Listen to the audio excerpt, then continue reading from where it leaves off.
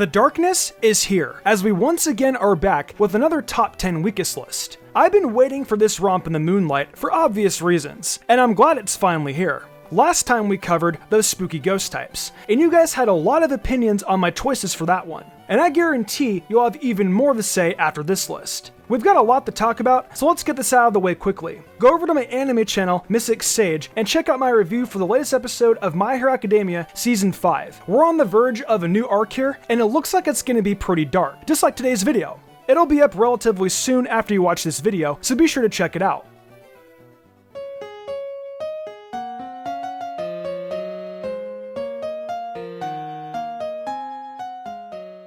Alright, let's kick things off with the silly cat you saw on the thumbnail, the Alolan form of Persian. This was one new form for a Pokemon that didn't make it any better. It maintained the base 115 speed, and had a switch over for being a physical to a special attacker. But unfortunately, it's not proficient as an attacker in either form. Now, back in Sun and Moon, the Alolan Persian was a better Pokemon thanks to the Dark-type Z-Crystal and Parting Shot working hand in hand. But sadly, in Galar, Z-Crystals just aren't a thing. Fur Coat is an ability that helps save it from so much physical damage, so I guess that's something that helps with the bad defenses. And with Rattled, if a Pokemon uses a Bug-type move against it, then it'll get even faster. Though, I don't think it really needs that much of a boost when it already is a pretty speedy mon.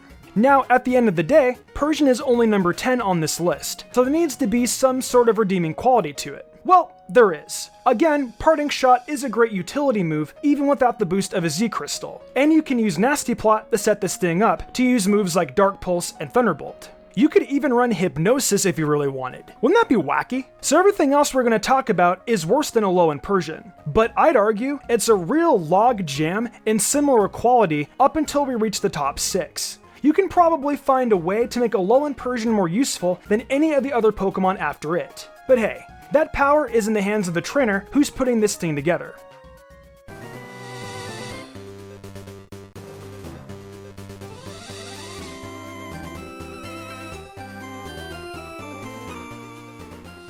So this is probably going to cause a double take for some of you who are very familiar with these typing-based top 10s I have worked on in the past. This is the first time this has happened, and it might be the only time, but we've got a Pokemon that has gone from the top 10 strongest to the top 10 weakest, all because of the new generation. Back when I did the Dark-type list, it was around a year ago from this upload today, and that was prior to the release of the Crown Tundra DLC. Now, here at number 9, we have Absol, which upon finally joining the 8th gen, fell from grace majorly because it no longer could Mega Evolve.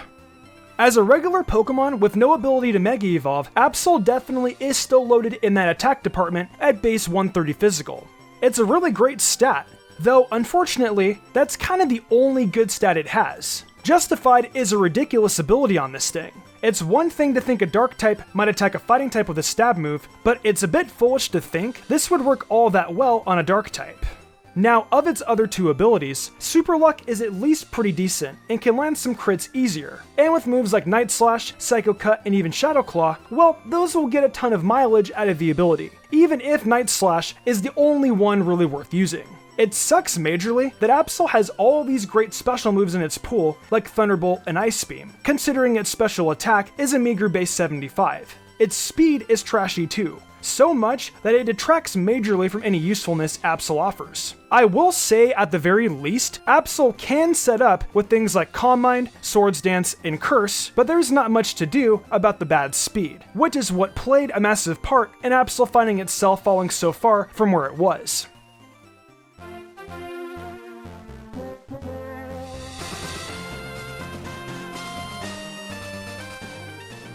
Do you smell that smelly smell that smells smelly? If you do, don't be alarmed, as number 8 is Skunktank.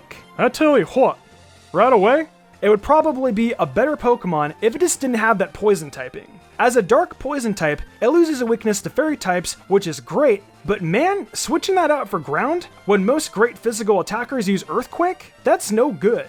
Its HP stat is really solid at base 103, but its defenses don't follow that at all. They're both below 70, and that's just going to result in quick defeats. However, even when defeated quickly, one of its abilities is Aftermath. So hey, at least you're doing some sort of coverage on the way out. However, Stench is the better ability, as it's going to give Skunktank an opportunity to flinch the opponent with its awful smell whenever it attacks. And at base 84, there's at least a tiny chance of it outspeeding, and even more if there's a scarf on it. When we look into its attacks, we see some great options like Sludge Bomb and Flamethrower. Though seeing as this thing isn't a special attacker, those aren't as interesting as they seem.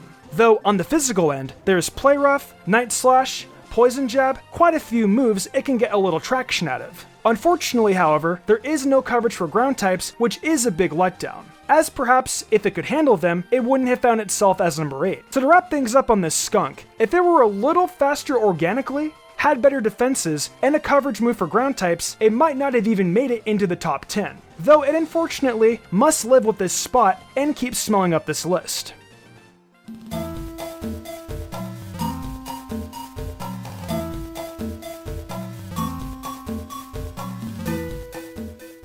As we move on, it's time to get Galarian, as we see our first Pokemon from Sword and Shield, Marnie's ace, Morpeko. It's a shame they gave Marnie such a bad dark type, but what are you gonna do? Essentially, Morpeko is fast and decent as a physical attacker, but that is it. Its typing leaves it weak to some extremely powerful types like Ground, Fighting, and Fairy. That whole 58 base defenses and HP isn't helping things much either. The Hunger Switch ability is borderline useless, quite frankly, as it just changes the typing of its Aura Wheel signature move.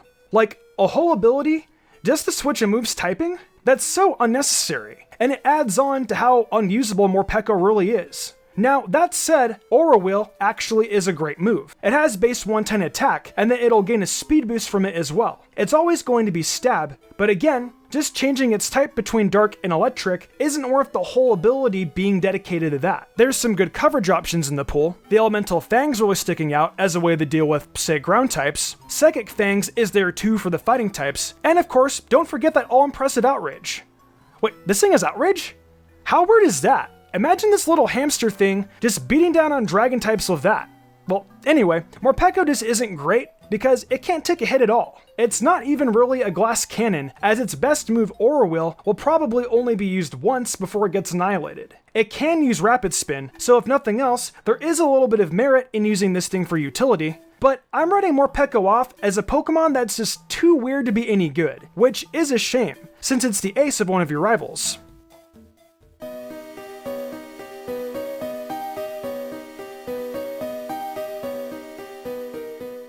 Alright, this next one got me some heat in the Ghost video with a couple of you, but my stance hasn't changed. We've got ourselves Sableye. And before you guys think about commenting, yeah, it's alright in doubles. Just alright in a double match. I sincerely don't believe that Sableye in the current meta, without its Mega Evolution, is some must-have Pokemon on your team with Prankster. Let us again start at the stats. And as you can once again see, it's got poor defenses, speed, and attacks. Basically everything about Sableye is poor, and that's why the main role it plays on its own is as a utility Pokemon. It has Prankster for an ability, which is definitely a great one, but as we've pointed out, all it can do is use Will-O-Wisp to cripple only physical attackers, and Confuse Ray to try and roll the dice and luck out. Those aren't exactly explosive, game-changing moves. I guess Will-O-Wisp is, but I'd much rather see something like Thunder Fang and the screens in Sableye's repertoire. It just isn't all that great on its own, and without access to the Mega anymore, Sableye is just a bottom-tier prankster without any rhyme or reason in battle. I can't accept an argument of just saying it can set up a Pokemon with guts in doubles, or just burn anything, when there are a plethora of special attackers out there that don't even care a little bit about being burned. It comes in just before the top 5, but honestly, it could have been in that top 5 just as easily.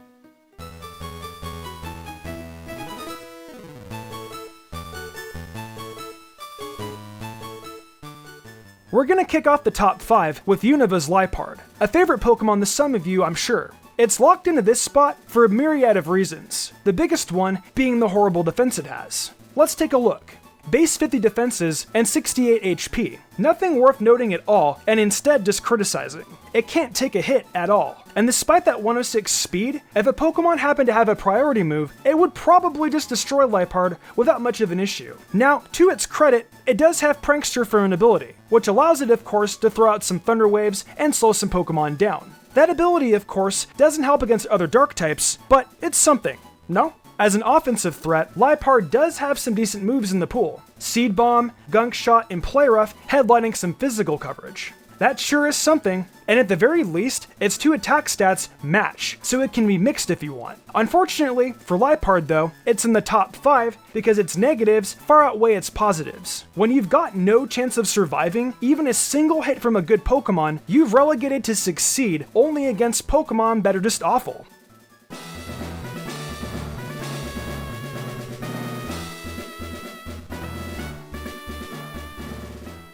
I recall in the Ghost-type video, seeing a comment from someone saying how they were preparing to see Mightyena on this list, even though they really like it. Well, for that commenter, it's that unfortunate time where we talk about Mightyena. Now, right off the bat, the best thing about Mightyena is that Intimidate ability. It can help cripple some physical attackers and help itself out with taking hits, which is what it desperately needs. Look at the defenses in bulk. It ain't all that good, that's for sure. Now, as an attacker, Mightyena has access to Crunch and Sucker Punch for stab, the Elemental Fangs for coverage, and Play Rough. Now, one big issue is its weakness to fairy types, as it has little that it can do against them. There is only Iron Tail and Poison Fang, and those aren't the most reliable moves for trying to take out fairies. That's sort of what makes Mightyena so bad. It has a bunch of coverage, but not much of anything for that type that threatens it the most. A fast Pokemon can absolutely crush Mightyena's poor defense, and any fairy type will essentially have a field day against it. Mightyena could have been much better, but unfortunately, as the generations have gone in, there hasn't been much to celebrate about it.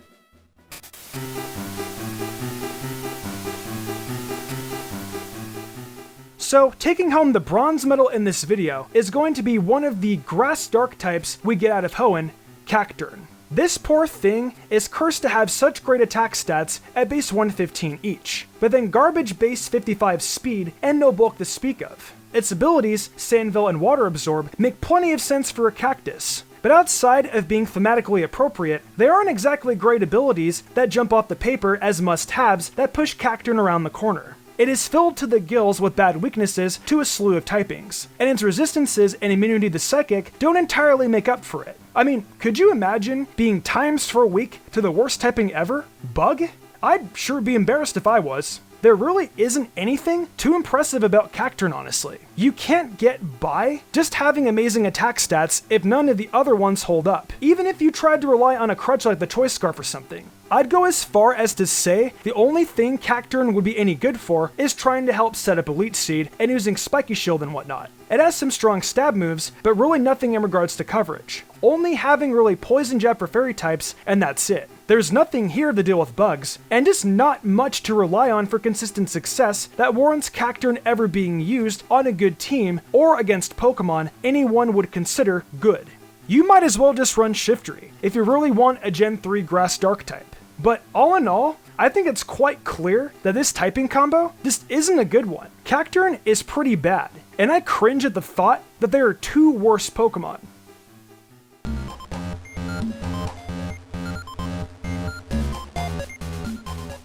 It's time for the penultimate spot on this list, and it goes to our second Pokemon from Sword and Shield. We're talking about Fievel in this spot. And let's start off by talking about how much of a disappointment this thing is. If you take one look at Fievel, you can tell that all the internet kids back in 2004 would have been shipping this thing with Absol constantly. I can just imagine the fan art, and I'm sure in the modern day, there's probably some in the deep corners of DeviantArt. Thankfully, that's the last I'll say about that. But let's talk about these stats. You know, at first glance, these don't look all that bad. It's not a good Pokemon on the physical end of things, and lacks sufficient bulk, but it's a little speedy. It's got a somewhat usable special attack, and its special defense is actually its best stat.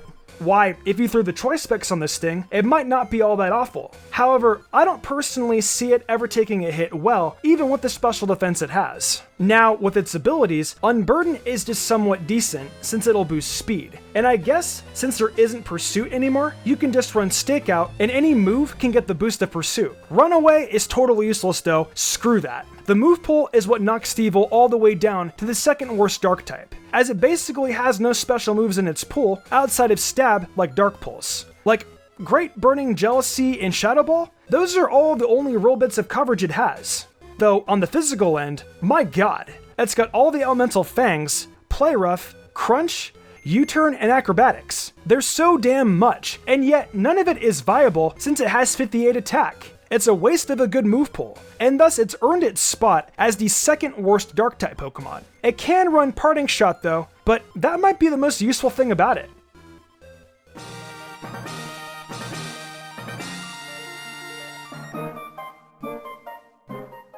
So this number 1 spot is an interesting one. You guys are going to be a little confused why this Pokemon made it on the Dark-type list and not the normal list, and I can understand that. In my opinion, it's significantly worse as a Dark-type than it is a normal type. So much so that it can be the worst of one typing while not even being one of the worst 10 of the other.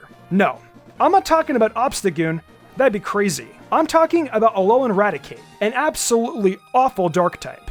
Now look, with this thing, there is a lot to take advantage of with its normal typing. You can use Facade alongside Guts, which is infinitely better than just about anything the Alolan form can do. So yeah, it didn't show up on the normal list, but here we are, definitely talking about it on the Dark list. There is basically nothing redeemable about this rat as a Dark type. Gluttony and Thick Fat are just not good abilities on it, despite making a ton of sense since it's so damn fat. Hustle at least makes it stronger, but that accuracy is a terrible trade-off. Its speed is poor at base 77, no good defensive stats, and that unfortunate base 71 attack. Man, this thing is just mediocre. There's only 2 really useful Dark-type moves in its entire pool, those being Crunch and Sucker Punch. I mean, look, you can use Pursuit on this thing too, which can be a useful move for sure, with how much people switch in and out in competitive. But you guys know better than to ever bring this thing into a competitive battle. The only truly usable moves are U-Turn and I guess Swords Dance if you want to set up. It has the normal stab too, but of course, those are used a lot better by the regular Raticate thanks to Facade and Guts. You know, maybe I did make a little mistake not fitting this in on the normal type list somehow, because looking back on it right now, I think this Alolan Raticate is even worse than I thought it was. But I guess there's no going back now. It is getting the treatment it deserves now. Screw this thing. It really sucks. Alright, that's going to do it for another top 10 weakest video. The Dark type is an interesting one that I love for a lot of obvious reasons. There are actually a lot of great Pokemon under this umbrella, and it wasn't a cakewalk to decide which 10 would make up this list. We did it though, and now it's on to you guys to pick our next typing. You could get cute with it, maybe creepy, or perhaps just completely go in a completely different direction. I'll be waiting to see what you pick eagerly. So with that said, thank you to everyone for watching the video. Huge thanks to my phenomenal team and the amazing art done each week by Danny the Demon. I couldn't do all this without them. If you all enjoyed the video and want to see more content like this, be sure to leave a like, subscribe, and hit that notification bell. Be sure to leave a comment too, as it really helps us out. I also do other content on my Twitch, where I stream Genshin Impact, Mystic Zora, where I do Pokemon Let's Plays and other gaming content, and of course MysticSage, where I do all anime content. Right now, I'm focusing on Inuyasha and Yashahime, so if you're interested in that, be sure to check it out. If you'd like to support me even further than that, check out my Patreon. Whether it's a $1 tip to get early thumbnail access, or the $10 tier to get cool perler bead charms and a shout out. There's tons of reasons to join today. These lovely people did, and I thank them all so much for their support. It really means the world to me. I think I'm gonna wrap this up though. I'm Mr. Gumbrion, and I will see you all next time with some more amazing Pokemon content.